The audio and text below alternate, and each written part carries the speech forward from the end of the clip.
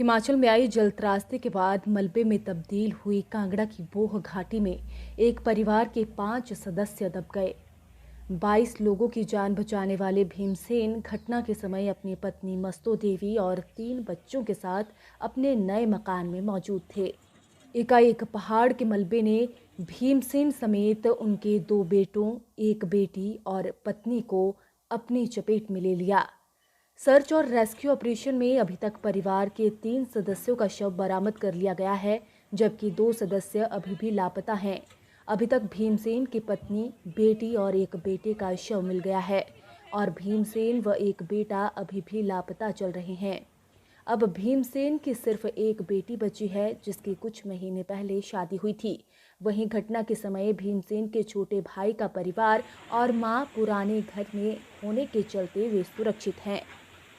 रूमेहड़ के लोग बताते हैं कि रविवार और सोमवार की दरमियानी रात काफ़ी बारिश हो रही थी। बारिश की वजह से पहाड़ के नीचे बसे अमर सिंह के घर की ओर छोटा नाला अवरुद्ध हो गया था और सुबह से हम करीब 22 लोग पानी की निकासी के लिए जुटे हुए थे। सुबह करीब 10:39 पर करीब 70 मीटर दूर पहाड़ी पर अपने घर से भीमसेन ने इन लोगों को देखकर जोर जोर से आवाज़ें लगाईं और कहा कि पहाड़ से मलबा आ रहा है, यहाँ से भाग जाओ। भीमसेन की आवाज़ सुनकर सभी सड़क की तरफ भाग गए। भीमसेन की चेतावनी के बाद 10 सेकंड में ही पूरा मलबा नीचे मकानों को बहा कर ले गया। सभी लोग वहां से भागकर सड़क पर आ गए। मलबा अधिक होने के चलते एक घर के नीचे छिप गए। जब ये घर भी बहने लगा तो हम सभी भागकर सुरक्षित स्थान तक पहुंचे। सुरक्षित स्थान तक पहुंचने के लिए सभी को कुछ सेकंड ही लगे। ग्रामीणों का कहना है कि अगर भीमसेन हमें मलबे की आने की चेतावनी नहीं देते तो आज हम जिंदा नहीं होते। ग्रामीण बताते हैं कि भीमसेन हमें चेतावनी देने के बाद अपने घर में परिवार को बाहर निकालने के लिए अंदर भागे, लेकिन बाहर आने से पहले ही उनका पूरा परिवार मलबे के नीचे दब चुका था।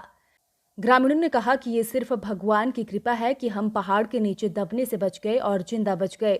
अगर भीमसेन हमें चेतावनी नहीं देते तो शायद आज हम जिंदा नहीं होते। प्रत्यक्षदर्शियों का कहना है कि उन्होंने सुबह 10:30 बजे पहाड़ी से आ रहे मलबे को देखा।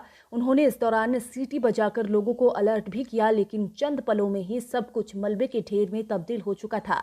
ग्रामीणों का कहना है कि जो लोग घटना के समय घरों से बाहर थे वो बच गए, मगर जो घरों के अंदर मौजूद थे वो लोग मलबे के नीचे दब गए।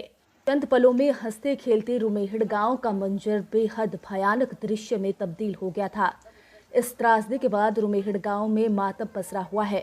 कहीं मलबे के ढेर में जिंदगियों की तलाश की जा रही है तो कहीं अपनों के जाने के रुदन की गूंज है। अचानक आई इस कुदरती आपदा ने अभी तक हिमाचल प्रदेश में 9 लोगों की जिंदगी ले ली है और 8 अन्य लापता चल रहे हैं।